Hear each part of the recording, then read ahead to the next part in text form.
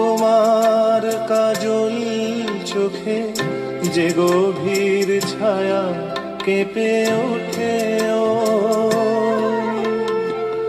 তোমার আধারে ওগো যে হাসির মধু মায়া ফোটে, ও